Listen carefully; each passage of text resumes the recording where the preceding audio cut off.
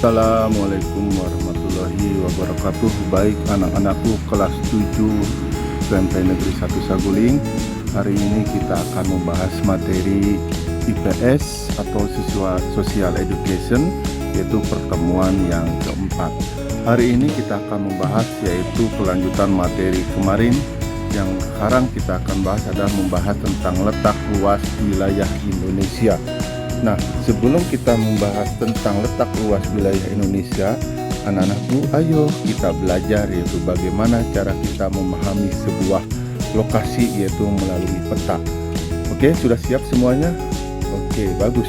Oke, sekarang kita akan langsung aja pembahasan kita hari ini, yaitu kita bahas yaitu apa yang dimaksud dengan peta. Peta itu artinya adalah gambaran muka bumi yang dituliskan atau dituangkan dalam bidang datar. Jadi sekali lagi, peta adalah bentuk muka bumi yang digambarkan atau dituliskan pada bidang datar yang berbentuk persegi 4. Nah, itu yang sering kalian lihat di sekolah-sekolah, melihat peta Indonesia, atau di atlas ada melihat peta-peta dunia. Nah, itulah yang disebut dengan peta, gambaran bentuk muka bumi yang ditulis pada bidang datar. Baik anak-anakku, sekarang kita akan membahas yaitu unsur-unsur peta. Peta itu terdiri dari berbagai macam unsur. Jadi ketika kalian ingin membuat peta, maka ada beberapa unsur-unsur yang harus dimiliki peta. Yang pertama adalah judul peta. Nah, judul peta ini sering kita lihat pada sebuah peta, misalnya sebuah peta Jawa Barat, maka di atas Pulau Jawa Barat itu ada tulisan judulnya adalah peta Jawa Barat. Kalau Sumatera di atasnya ada judulnya adalah peta Sumatera. Itu jelas ya. Jadi unsur pertama dalam peta itu adalah pembuatan peta adalah judul dulu. Yang kedua adalah adanya skala peta. Nah, skala peta itu kalian bisa melihat di situ adalah ada, kalian lihat ada 1 berbanding 1000 ya, atau juga ada 1 berbanding 100.000. Artinya apa? 1 cm di peta dapat menggambarkan jarak 100.000 cm, 1 km di permukaan bumi. Oke, jadi anak-anakku, bahwa dalam skala peta ini kalian bisa melihat huruf 1 berbanding 100.000, ada juga ada 1 berbanding 1 juta. Itu tergantung dari peta yang kita akan buat. Yang ketiga adalah simbol peta. Nah, simbol peta ini ada beberapa bagian. Simbol peta itu yang pertama ada simbol titik. Nah, simbol titik ini biasanya akan digambarkan untuk menunjukkan ukuran sebuah fenomena objek yang ada di muka bumi. Simbol titik misalnya kita akan melihat sebuah kota atau rumah makan, bandara dan lain-lain, maka akan disimbolkan dengan simbol titik ya, simbol titik seperti ibu kota Jawa Barat, kota Bandung itu titik, ada titiknya, akan kalian lihat ya. Ibu kotanya Indonesia ada Jakarta dengan titik warna merah dan lain sebagainya. Baik, nah ini contohnya adalah simbol yang menggunakan simbol titik.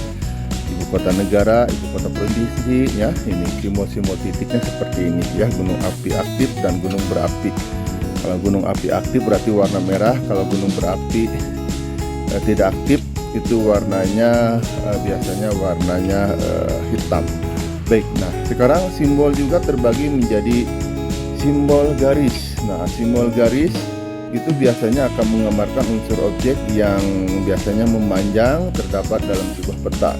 Contoh simbol garis kita bisa lihat misalnya antar negara, batas provinsi, batas kabupaten, jalan negara. Nah, ini kita bisa lihat ya contoh-contoh dari simbol garis. Nah, yang ketiga simbol daerah. Nah, simbol daerah ini biasanya akan menggambarkan sebuah fenomena atau luasan. Contohnya perkebunan, hutan, sawah, dan tegalan. Nah, itu ya biasanya ada juga rawa ya. Kalian bisa lihat di daerah-daerah pantai ada gambar yang berbentuk seperti huruf V ya dan sebagainya. Nah, berikutnya simbol itu ada simbol warna. Nah, simbol warna itu biasanya akan mewakili sebuah fenomena. Kalau warna biru itu biasanya akan menggambarkan perairan seperti sungai, danau, laut. Nah, kalau birunya muda ada biru tua, itu biasanya biru muda bisanya daerahnya sangat dangkal atau dalam bahasa Sundanya deet. Ada biru tua berarti sangat dalam. Nah, itu ya. Ada juga hijau digunakan untuk menggambarkan daerah dataran rendah hijau seperti itu. Nah, ada juga kekuning-kuningan untuk menggambarkan dataran tinggi, coklat muda menggambarkan pegunungan, coklat tua menggambarkan pegunungan tinggi. Ada warna putih digunakan untuk puncak gunung yang tertutup salju, warna merah digunakan untuk gunung api dan sebagainya. Baik, berarti kita bisa menyimpulkan bahwa simbol itu terbagi menjadi 4 ya. Yang pertama simbol titik, simbol garis, simbol daerah, dan simbol warna seperti itu. Baik, yang berikutnya poin D-nya adalah petunjuk arah. Petunjuk arah ini biasanya melambangkan sebuah kompas. Ini orientasi untuk menggambarkan arah mata angin. Ingat anak-anakku, arah angin itu bukan angka ya. Petunjuk arah angin itu selalu menuju ke atas berarti utara, ke bawah berarti selatan, samping kanan berarti barat, dan samping kiri adalah timur. Itu patokan untuk dalam sebuah peta. Nah, yang berikutnya adalah legenda. Legenda ini adalah merupakan simbol-simbol yang terdapat dalam peta yang dicantumkan agar lebih mudah membaca peta ya. Nah, ini contoh dari legenda.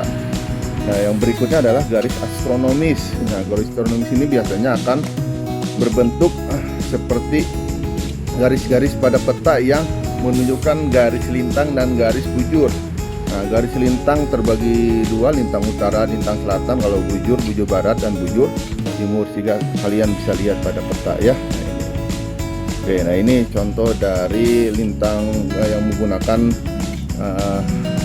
garis bujur dan garis lintang ya. Nah, itu. Nah, yang berikutnya adalah garis tepi peta. Nah, garis tepi peta ini biasanya adalah untuk menggambarkan sebuah inti dari sebuah peta. Nah, ini jadi cara pembuatan peta ini seperti ini gambarnya. Ada berbentuk persegi 4 panjang, ada beberapa bagian di dalamnya. Nah, ini untuk yang disebut dengan garis tepi peta. Ada tepi atas, tepi kiri, tepi kanan, dan tepi bawah.